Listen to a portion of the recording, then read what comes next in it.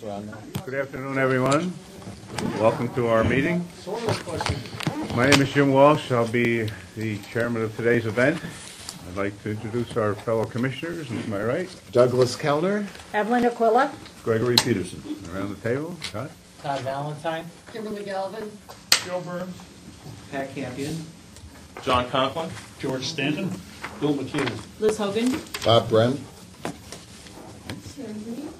Bob Warren, Mary Ellen Walsh. Bob Brunsnick from my staff. Thank you, everyone. Welcome.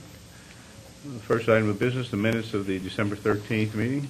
I had one revision that I asked to be retyped, which was to add at the end that we received the report from the League of Women Voters from Amy Alud. So I'll move the adoption of the minutes with that revision. Second. All in favor? Aye. Opposed? Carried. Unit updates. Executive, Bob Brehm, Todd Valentine.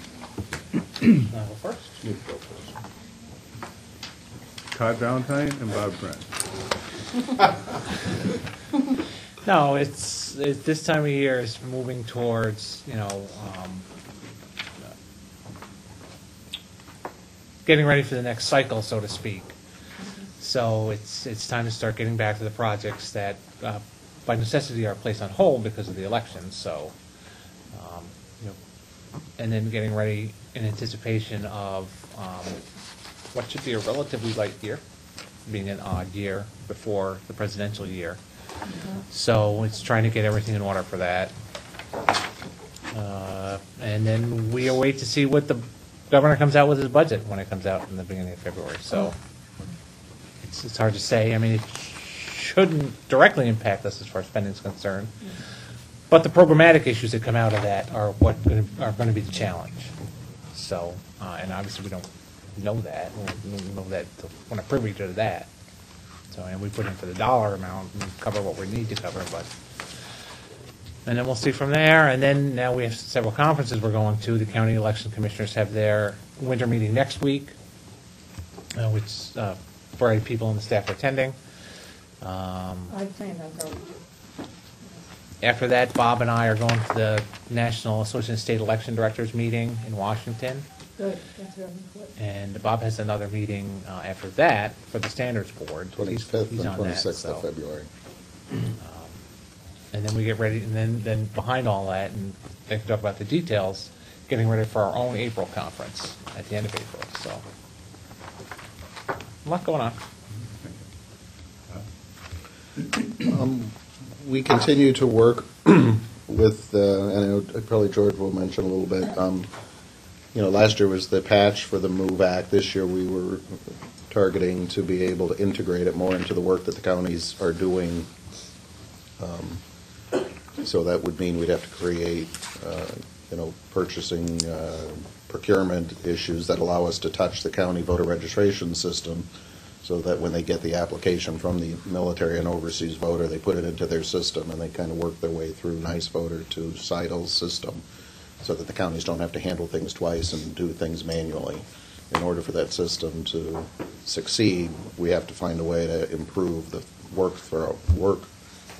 product, just because those deadlines are pretty, severe for getting those ballots out, and we have to find a way to automate it as much as possible. So I know part of that is one of the resolutions you're looking at today to pay the bills, and the other is efforts in early February to put together the technical requirements to actually make those changes. So I'm sure we'll come back a few times and with updates on how that's working. Thank you. Legal, Kim Galvin. Thank you, Commissioner. We filed our report. Paul, unfortunately, is out sick today, so there's really very little to add to the report, except for I thought that I would clarify one of the bullets in it. One of the bullets indicates that we've been working with Anna's unit, and particularly Phil Jorzak in that unit, to do some follow-up with the Department of Justice regarding the military ballot consent decree that we had in place. One of the requirements in reporting was that we report back to them any and all ballots from each and every county that was received post 11/24 and the reasons therefore. So that's taken quite a bit of time, and then the Department of Justice has asked us a lot of questions, and we provided clarification. And as always, Anna's unit is very helpful, and particularly Phil in this case has been very helpful to us as well. Kim, on that issue, are there ballots? I mean. Not many at all. A lot of are coming back undeliverable, so they're receiving, the board is getting some of them back for various reasons. Yeah, in other words, ballots that we mailed out that are being returned. Right, but none are Unvoted. coming back voted, that just weren't counted because they were received late. Some are coming back, I'm sorry, you said that there are no ballots that. from what I that saw, I have think come I saw back voted. 2 that we were requesting clarification from, whether or not it was, there's some confusing things like received late that we're assuming are, they meant postmark was late, and that's why they didn't count it, but we're doing the follow-up with the counties to ensure that. But as far as I can tell, if it's not 0, it might be 1 or 2 very things. We're still gathering that information. I think it's, my guess is none is going to be the ultimate result, that don't have an explanation as to why they're not being counted and were received after 11/24. Kim, could I ask you one question too? I'm sorry to interrupt you. But do we have any idea what the percentage of the military ballots were compared to how many were, from what we received that were counted? What was the percentage of them that were counted? Or is that too difficult That's one of the to number? reports we have for FAP, but we were waiting for that information to come back. We had done a preliminary part of that report, but then the Justice Department asked for updated information on the number that came back after the 24th. So we were waiting for them to finish that report so that Okay. what we give FAP is consistent with what we've given the Justice Department. But just from the cursory review, that we, very few that had come back I gathered that from what you were saying. were not Well, do we- counted. But we have the whole list of what was sent, how many came back by the dates that the. Do we that go, were everyone asked. who's registered received it, was sent a ballot? Correct. Okay. So this would be a percentage of, when we come to the final number, it would be a percentage of those military people who were registered who voted. Just like they give a percentage of us. Yeah, who actually returned their Correct. ballot, There- and then the percentage of that. There is a large number, that just percentage looking at was. the information that the counties have sent us, that, and that's what I think No, I think Kim's she's mentioning. wondering the percentage of the universe that actually is But there's a not lot of them with The it that percentage came back of the- undeliverable, so, Yeah. received. So it's hard looking at that, whether or not the county board has routinely been doing what the statute says when the ballot comes back undeliverable in order to put them in inactive status and send out the follow-up information. But just for clarification, just so I know, you're talking about if there's 1 million voters registered in the Say we have. state, 40% vote. Yeah, say we have 500 registered military people. Right. Did 100 of them vote, one-fifth Okay. of them? I don't know what that no. percentage is, but we can find that for you. I just feel it might be something that would be good for us to know. Yes. Because that we can understand, I mean, those that fell by the wayside would probably be another number.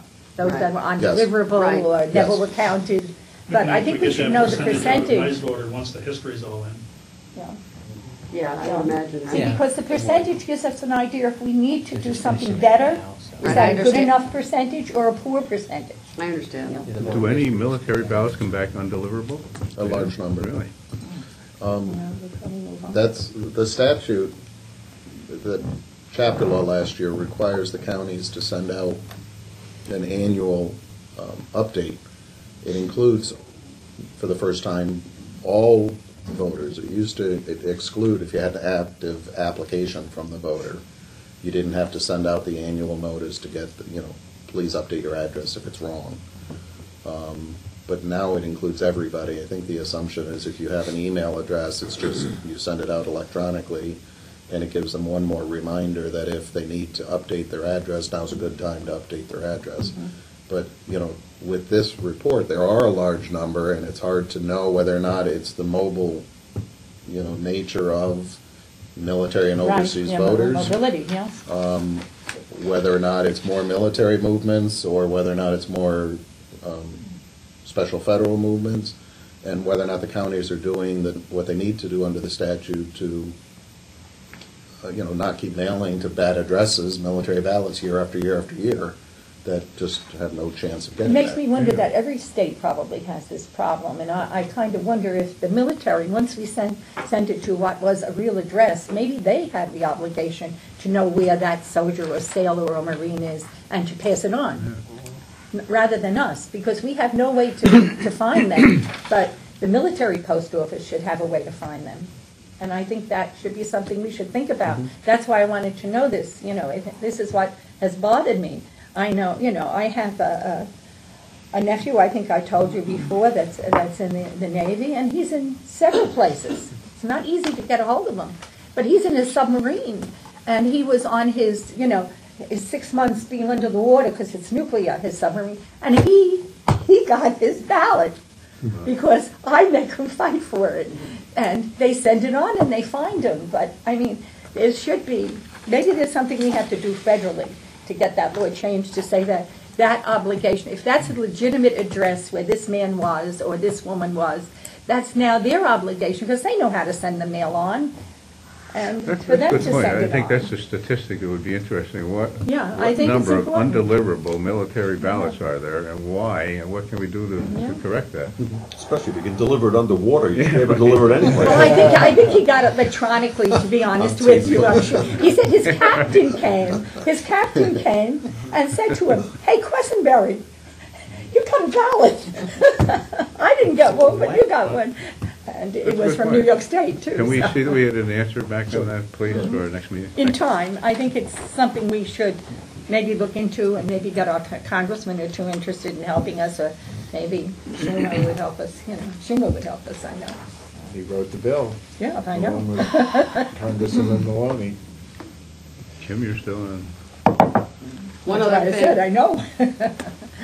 one other thing as well that may need an update, you'll see that we are still trying to help and monitor the 100th Assembly District that's occurring, and as of this morning, there's still no decision on that. They're headed back to some of the counties tomorrow to, I guess, still try to discern what the actual number of ballots are in question. It still is. They're having a bit of a problem with that race down there for a variety of reasons, so we have no need for the Board of Canvassers today, obviously, but Right, yes. I suspect that will be, I'd say any day now, but I said that last meeting, so Are I they don't. in courts there? In the court? Yeah, they're in That's what I court. thought, yeah. That's what They're I everywhere. thought, yeah. It's very unusual when the lawyers for both sides don't agree on the actual number. Well, I thought that they had stipulated to the number and then the board changed the One number. of the county boards. One of the county boards did. They found a bunch of ballots over here. I don't know if they found them or I don't know what they did, but. Yeah, I know. So that is still in, and then Paul's case is, that he's been handling, I don't believe we've received any decisions, or, I know we got some papers in the mail today on one of them, but we haven't looked at them yet. There appears to be a lot of activity in these various litigations. But nothing that really Paul's working happening, on, yeah. but nothing decisive yet. He's been writing a lot of motion papers. Yeah, he has. That's it, unless there's any other questions. Any other questions from Kim? I do have one thing, I'm sorry, I do have one thing that I'll bring up in executive session, only because it's pending litigation on our weekly status reports to the Department of Justice that I just wanted to raise, so just to make that, so I'm not hiding anything, it's just the frequency of the reports. Remind me of that when the executive Okay. session comes. I will. Thank you. Okay. DOJ. Election operations, Anna? Yeah. Thank you, Commissioner. Our monthly report was in your packet. I only have a couple of additions, and I can elaborate. Our intent to apply for an EAC grant that will address procedures and policies relating to pre-election testing and post-election audits. We had a phone call with the EAC. There was a conference call for anyone who was interested in the grant. It was somewhat enlightening. Their website is equally helpful, and we do need to send a letter of intent, but it needs to be sent by the agency management. It has to be somebody who can obligate the agency and accept federal funds. So we'll be drafting something for Bob and Todd to sign to send that letter of intent into the EAC. We did hear from Dominion. They're intending to submit their central count system in March. We hope that actually happens. There is, some interest at the county level for central count systems. ES&S had approached us about a central count system late last year, but we have not heard any more about that. So there will be some certification efforts, testing, and functional testing related to those requests from those two vendors. And beyond that, I don't have anything else to add to our written report that was in your packet. Joe, do you have anything? Any questions? I have a note on here, an update on the voting system certification findings by Bob Warren. Is that correct or no? Yeah, as far as the findings go, we're moving along pretty well with the ES&S system. They submitted a source code build they're using Wiley Labs to do their source code reviews. They've submitted that back in December. They're getting close to finishing that up. They should have reports to SysTest by mid to late February. Once those tests have been submitted, the results of that, the reports reviewed by SysTest, if everything is accepted, we would then move to getting a trusted build and begin functional testing. On the Dominion side, we have finally gotten to the end of the outstanding findings. There were some listed that the vendor had to research. They have completed their research, and they have agreed to either fix the finding or to eliminate the source. It was all source code related, and they either remove the source code that didn't pertain to New York State or fix the finding. We worked with NYSVoter. We had a phone call with them a week and a half ago. We have those resolved, and they expect to have a build into SysTest at the beginning of March. Question?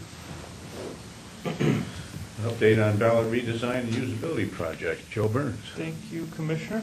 Phil Jorzak from our unit and I have begun to familiarize ourselves with usability and usability standards. We have obtained a number of sample ballots from other states and jurisdictions. I don't have the exact count, but if that's something anybody's interested in, we could certainly dig out that number for you, as well as the samples. In the weeks ahead, we're going to be discussing the search for a usability and ballot redesign consultant. And we've had some preliminary discussions about possibly forming a committee of county commissioners to advise, consult, and work with us as we work through this project. And that's all I have. I think that's good that you're going to form a committee. I hate this, let's go on a committee, but I think it's very important. A lot of people are not satisfied with the ballot design. We well know that. And I think that any input we can get, especially from people from, here, there, all over the state. I don't want it to be a huge committee, but I'm saying if we can get them from the different areas of the state, that would be a very good job. We need that. As I said to somebody, our county commissioners are on the front lines. They're the ones who are running these elections, and they deserve probably more than anybody else to have some input and some guidance and give us some advice. And they're great people who do a good job. And we have to work with, we all have to work with everyone. We have to get some ballot redesigns that people can vote on. People can clearly go in and look at it and say, I can read this ballot, number one. I mean, they have magnifying glasses where I come from that you have to put on if you have bad eyes. And I think that's and not something we should be looking at as something that's doable, because most people couldn't even find where the glasses were, and then they took their glasses. It was a mess. So please keep working on it and come up with the gems for us. I'm interested in the discussion that's gone on about retaining a consultant. At the last 3 meetings, I've raised the issue that we should actually be designating someone on our staff and rewrite the job description to include usability, and then to have that person obtain usability training. How has that discussion broken down in terms of what's going on? Well, is that something for Todd and Bob to answer? Somebody on the floor. Oh, there's several points to the question, that's all, it's formulating a response. Well, we've identified two options at this point. I know one expert had reached out to us, I guess, for London procurement, I'll have to be a little obscure with names for possible reasons. Yes. Possible procurement issues, but as well as an expert that we had used in a prior project for the voter registration issue. So it was a question of contacting them to see, because they were locally based, as opposed to the other person who was not from this area, so it might be more, it'd be a little bit easier, at least on the East Coast anyway. And then just trying to figure out the amount of what they would be charging, the amount of money that would be available, and what would be the funds to pay for that to come from. Right, but The changing the the staff. issue that becomes- I've been talking about, is that, especially now that we are paper-based, that there should be a permanent staff person who maintains currency on usability issues and whose official job description includes being responsible for usability and to serve as a consultant for the county boards when they have questions. And I know we don't have anybody now who has that training, but in the long run, this is something that I think we need to have, and I think that there's a substantial number of legislators who've been pushing for this and trying to do it to the extent that they can through legislation, but hard for the legislature to pass a bill and say you have to have somebody on staff to do this. But I think we need to be responsive and to identify somebody on staff and change their official job description to include this and to make sure that we're sending them to get appropriate training. I think from now, we at least have identified the two staff members. Joe's one of them, and Phil was the person who just walked in and out of the room, for those who don't know Phil.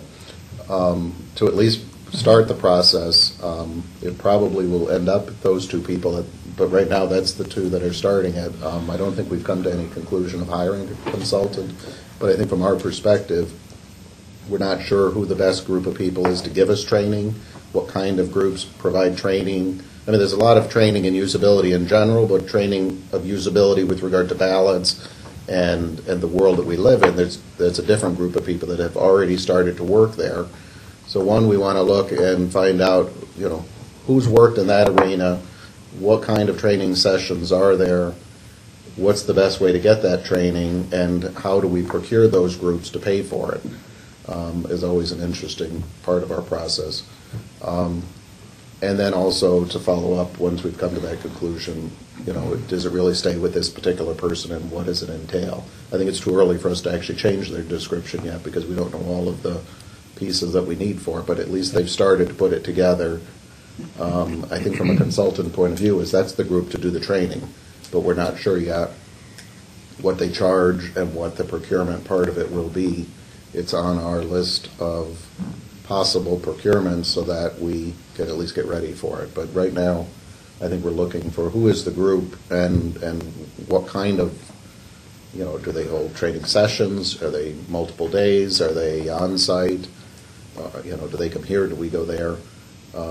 We still don't have all those details yet, but that's what we're asking for. And certainly gathering up the ballot forms that are used elsewhere is a good step. But let's keep talking about this at each meeting so that this stays, to me, should be one of our highest priorities because it is something relatively new to us and we need to stay on top of this.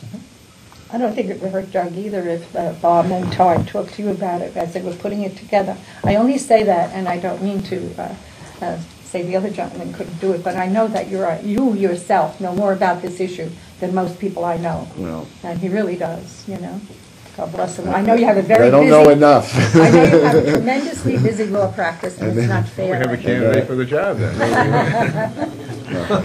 I hate to put it on your shoulders along with everything else. Commissioner/designer. Right. How's that? Works. I'll tell you, he's got the He knows how to do it. I got an empty cubicle down my. All right, thank you all. Public Information Officer, John Conklin. Thank you, Commissioner. I only have one item to add to the written report that we submitted. The annual conference in April, we had to move 2 days. It's now going to be Wednesday, April 27th through Friday, April 29th. That was to accommodate Passover. We sent out an email to the commissioners and I believe the vendors yesterday. But not the 4 commissioners here. Oh, well. Please do, I mean, that's a serious thing. If there are emails going out to the county commissioners, the 4 of us should be copied on them. Absolutely, I'll make sure that that happens. Thank you. Absolutely. So that's it for public information. Thank you, John. One last question, John. Are we going to have a speaker at all? Any, every once in a while we would have a speaker, and I thought it always packed the house when we had somebody outside of ourselves. Well, in the 2 conferences that I've been involved in since I've been here, the speakers have gotten somewhat mixed reviews. We had the local reporter one year, and then the gentleman from the election center in Dallas last year, whose name is escaping me right now. Yes, I know who you Doug, are. right. Yeah. But we are entertaining the idea of another speaker, perhaps a pollster. There's a couple from around the state, but that's in its early stages. Okay. Thank you. Sure. Campaign Finance, Liz Hogan. Thanks, Commissioner.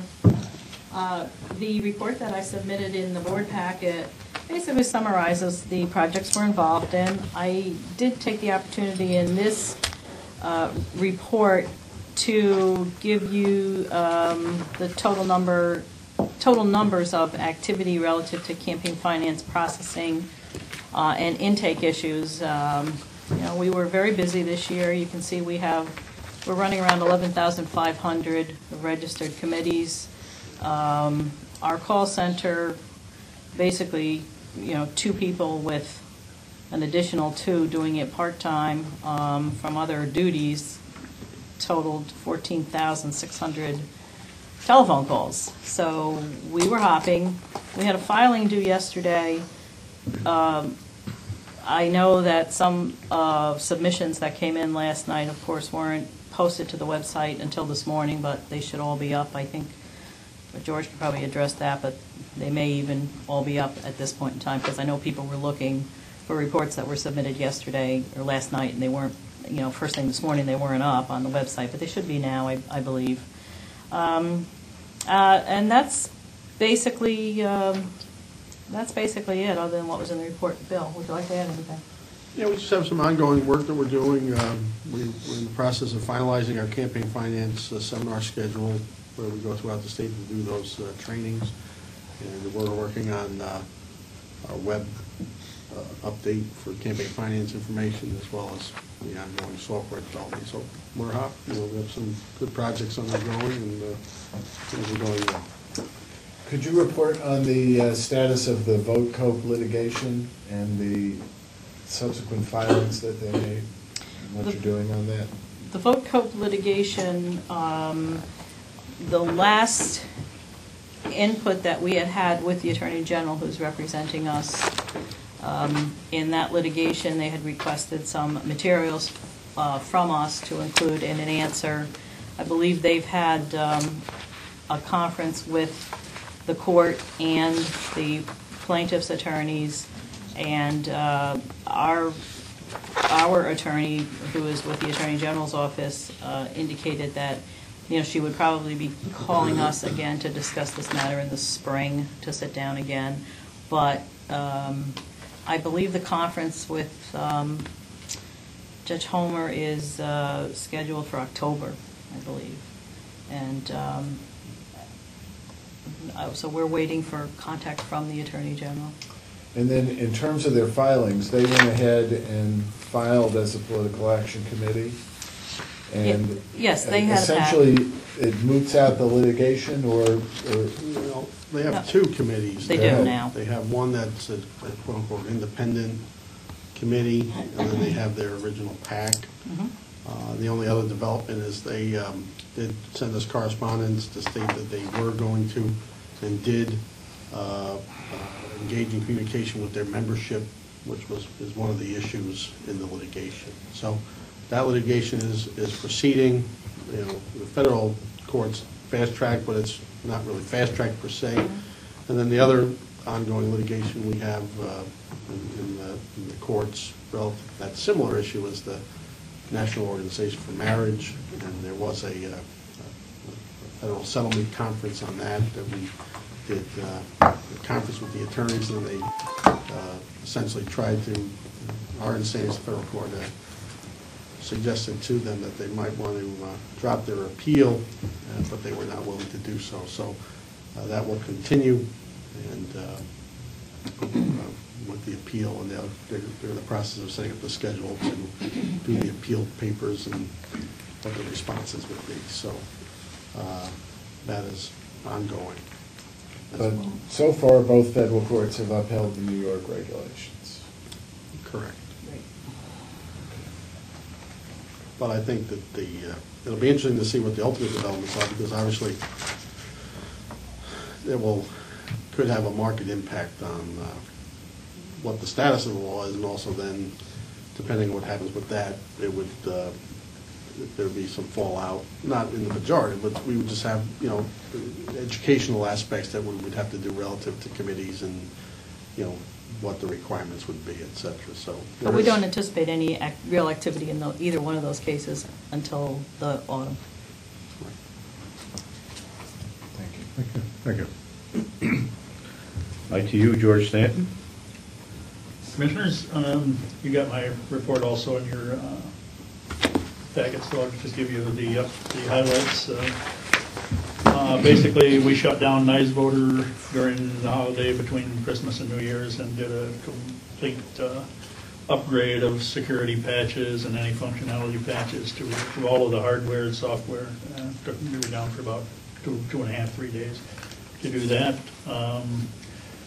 Liz mentioned the January periodics. We came into a nice surprise yesterday, since it fell over the weekend that it was due. We came into 1,000 emails waiting for us. And as of this morning, they had actually uploaded 1,800 filings yesterday. Some of those were probably amendments. But we've been working with the Office for Technology on converting over from our Office group-wise mail over to Microsoft Mail. That's the New York State mail system, so that all the New York State employees will be on the same mail system. We made some web changes that were required because of the new governor being sworn in and so forth. Got those done in due time.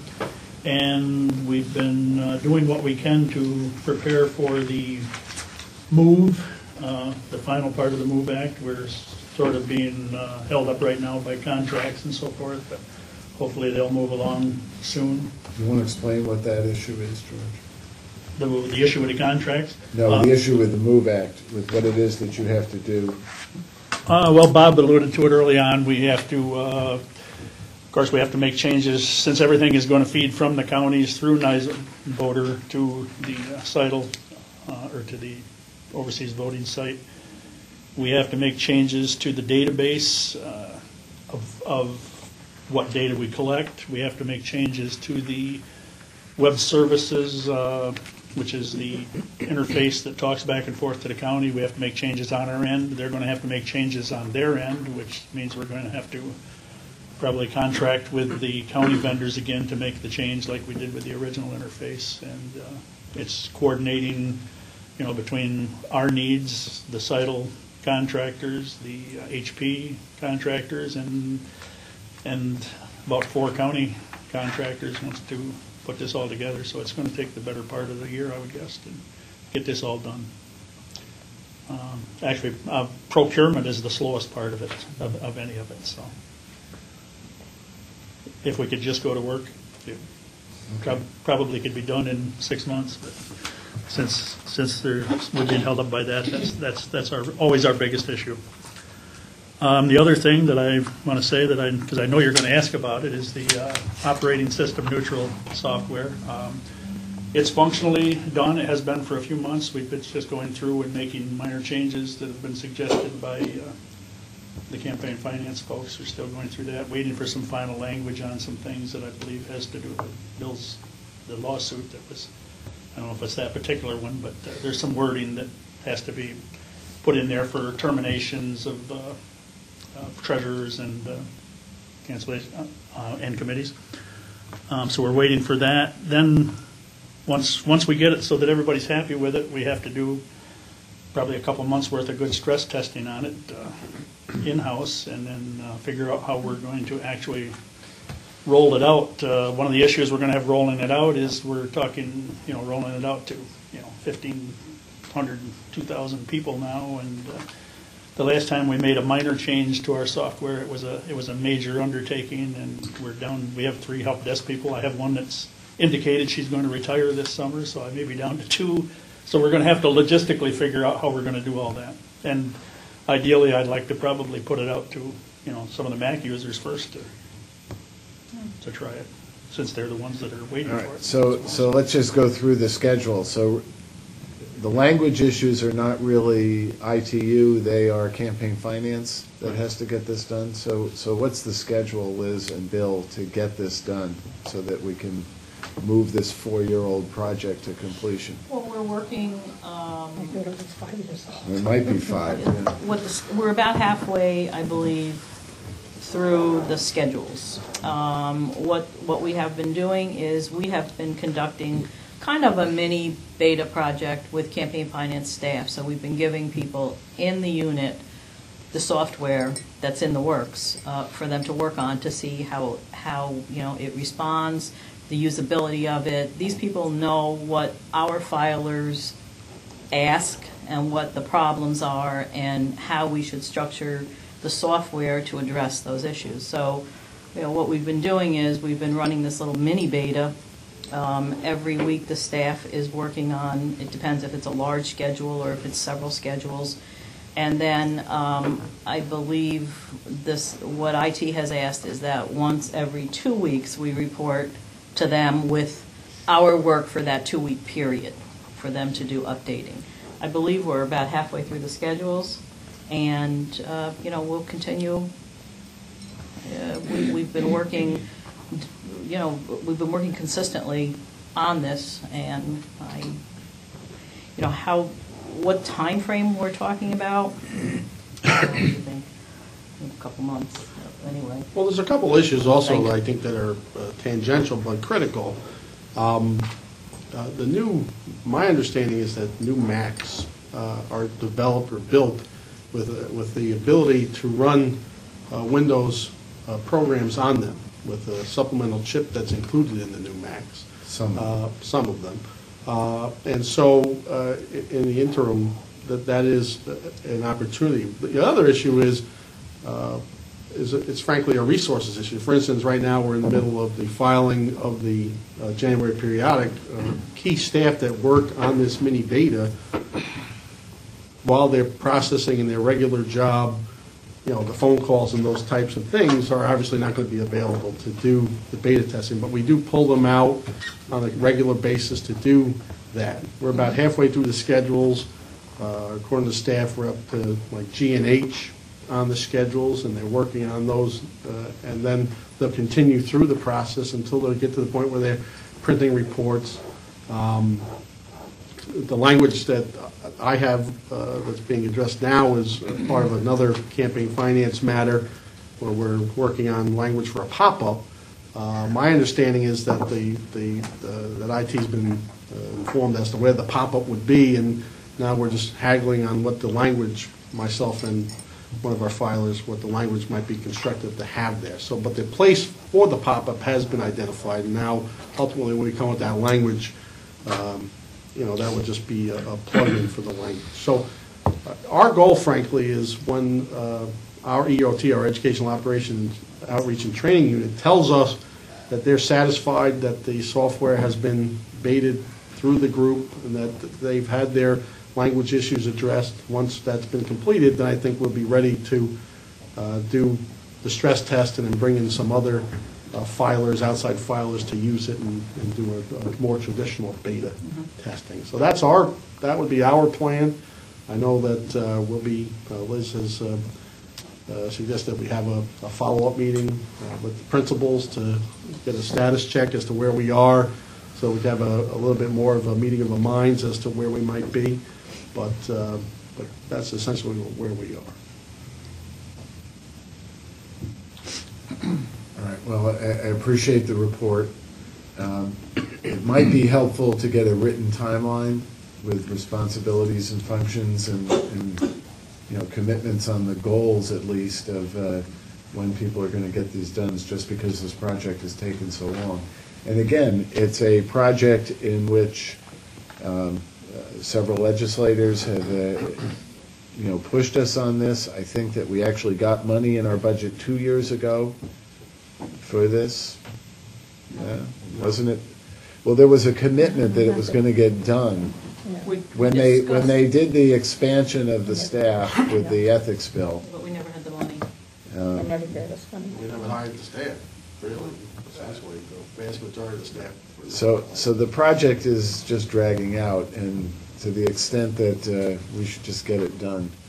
Oh, we But agree. it's time, Well, but they can afford it's it. time I understand. consuming, and when this, we have such limited staff now, as Bill indicated, they have certain duties that they have to deal with every day, and this we fit in basically think to get that's it right. done. We do the best we can, but it's definitely, what we really are trying to minimize is to have major problems with the reporting.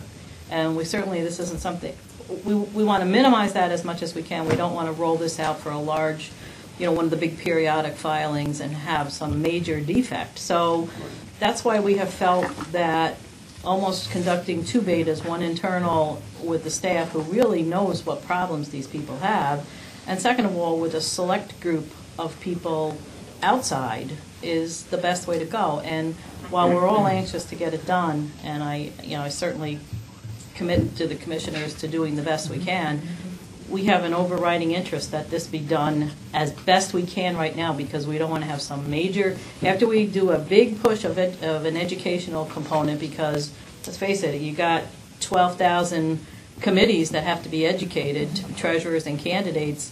That's a huge commitment of resources, time, and it's going to be a commitment of money as well. There's no question about it. Right now, our education and training staff has tried to do the best they can, considering the budget constraints, to work within a very small amount of money to spend on our educational, even though we have an educational mandate in the statute. But when we do a beta rollout where we have to work with outside people, that's going to cost money, and the training to use the new software is going to cost money. So we don't want to do it twice. So we're trying to do the best we can. I realize that it's frustrating. This took a back seat for a while. The agency had other priorities with NYSVoter and everything. But it's not something we're not working on. I want you to be aware that we're doing it, but we're trying to do it the best way we can, considering everything.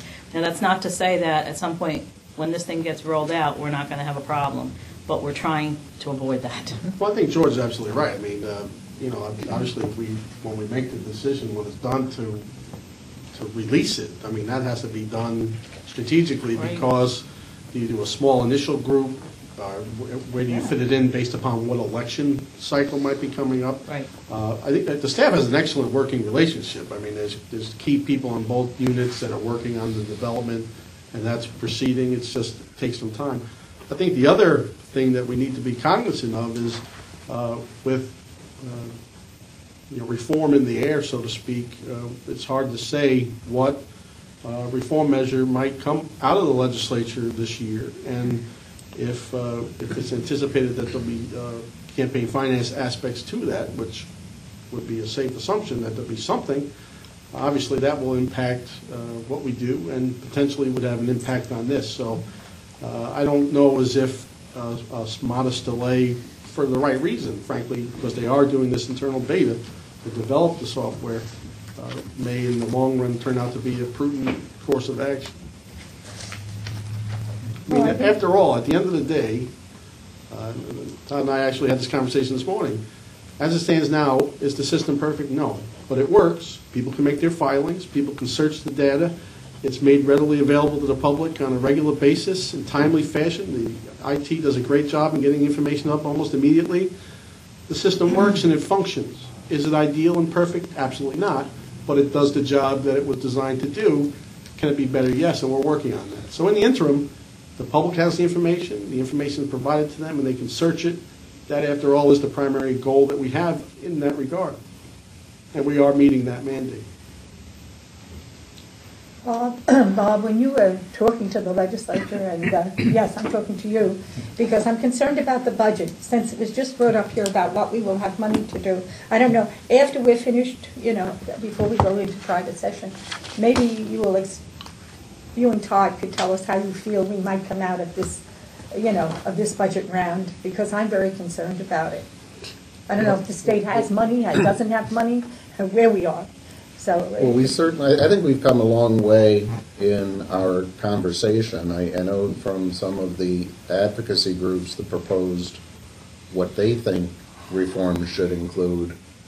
I think their message this January at least identified the fact that we don't have the resources we need to do what currently is our charge, and certainly they think our charge should be more, and that we would need those resources. Now, a year ago, and before that, we were blamed for just not wanting to do it, and I think we've spent a great deal of time talking to a number of people every chance we can to explain who we have and what we're doing, and I think some of the resources. I think we've been also asked. Well, wherever we've gone to the legislators and whoever we've been asked to talk to, both in the executive, the budget, the legislative arena, the advocacy community, we've said the same thing. We were given a significant change to our duties in 2005. The resources that were promised as part of that were taken away. A great amount of it was taken away because of the budget crisis, but none of the responsibility. So we're doing the best we can with the resources we have. If we get new responsibility, that's part of the conversation. We continue to have to educate on, what we need to bring us up to speed, both from a technology point of view and staff point of view, and how long it may take to get that kind of a technology upgrade. Is a minor change, but it's a major change. It's taken a number of years because we don't have the resources to dedicate to that change. If we get new responsibility without adequate resources, what is the time frame that we're going to be asked to implement it? I guess that's what and that's where we have to sit back and look at, as part of the conversation, whether or not, generally, even if there's not agreement between us as to what they're proposing,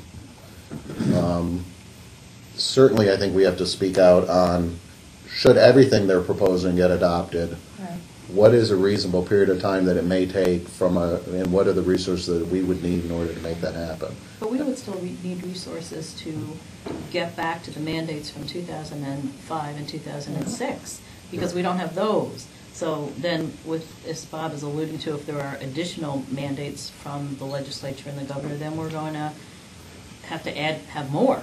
It's, we work on a shoestring. All of us in the agency do, but there's some things, when you start talking, about procurements and things, those things cost money, and without the money, we can't do the job. And from our point of view, the budget is due around February 1st. We have to look at what will that budget look like. We've been dealing with these situation we've been under for 2 years, which has been hard, and we've seen significant reduction in our resources. We don't know what's coming yet, and I think we're at that point where we've changed so much of what we do to get down to the cost level we're at now with realizing it's not enough. But if they take more away, I think we're at the point where we would really have to seriously look at functions that we're no longer able to provide, because I don't think we could continue to provide the level of service we're at now if we take another significant reduction without some change in our mandate requirement. There's a couple other factors too. I mean, the last statutory enactment for local filing was enacted in July, went into effect in January. There was no money given. We don't have our local candidate identification and capture process. That would be ideal. That would be an electronic function. And then secondarily, as I like to tell people, the Federal Election Commission, which handles federal campaign finance, has about 4,500 filers, give or take, depending on the year.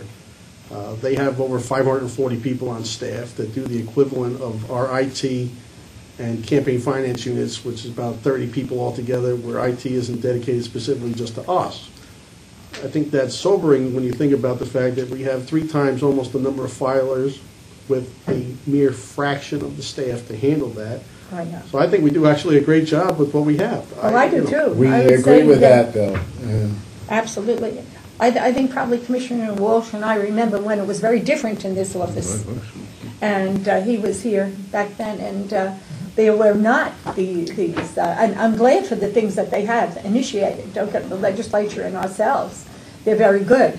But I think from the very beginning, we never got the dollar figure that we needed for any project that we were asked to begin with. The projects are all great and good, and they make this what we should be doing better. But I'm concerned. I think this is going to be a very bad budget year. And I think you just look around the whole United States. You don't have to look at New York State. And I think the governor said he's concerned. You know, he doesn't want us to go the way of California, and certainly we don't. And I really think that it's going to be a budget. I think it's unrealistic to think that we're going to get more money. Completely unrealistic. And I think what is more realistic, that we fight for the least cut that we have to get and can live with, more than getting more money. Well, the smart thinking might be to fight for more money, so you don't get, you know, I'm not an expert on budget, certainly, but I'm very concerned. And everyone at this table who's given a report, and I know well for many years, gives more than, works for us harder than anybody should have to work, and I appreciate that, but I think we have to be, it's going to be sobering when we get our budget, and we should keep that in mind. Thank you all. Does anyone have any old business? If not, under new business, we have the resolution authorizing the expenditure of HAVA funding for maintenance and support for New York State voter by Hewlett Packard, formerly Saber. I move the resolution. Second. In favor? Aye. Opposed? Carried. We have another motion to approve the revised voter registration application and NVRA agency voter registration application. Have a motion? I'm going to vote in favor of it, but it's the same thing, you know, it seems like all the applications, all the forms are getting smaller print, Well, because they have to include so much more. I'm speaking for the seniors of America here. This form is really a legal-sized piece of paper, but in order to fit in your binder, we shrunk it. So it's bigger. We were just trying to save a little paper I want to to put tell it in you, I the can read packet. every word on this page, I can, except the Chinese. Obviously, I also support approving the new form, but the new form reminds us of the issue with the Green Party, that now that the Green Party is A real party. a major party again, several have raised the paperwork that arises from the federal lawsuit where we were ordered by the federal court to keep the enrollments of disbanded parties in our computer records. So when the Green Party lost their status 8 years ago, there were members of the Green Party, and the county boards have continued to keep a list of those whose enrollment was in the Green Party. Now, I understand that under the New York election law, they were treated as blanks of not being enrolled in a party, and the election law specifically provides that after the party regains its status, now they have to change their enrollments back. And I raised the question of whether under federal constitutional law that New York statute is constitutional, and we may want to discuss this in executive session. But the issue comes to whether or not the people who are already carried on the books as members of the Green Party, have to re-enroll in order to sign petitions and vote in the Green Party primary. And I think that we do need to address this question and advise the counties what to do, because now are we keeping two separate books? People who are newly enrolled in the Green Party, who under the New York statute will be recognized as members of the new Green Party. And then we have the old Green Party, which isn't really recognized as members of the Green Party, and we need to tell the counties what to do about this, and I think we need to make a decision ourselves on what the rule is going to be.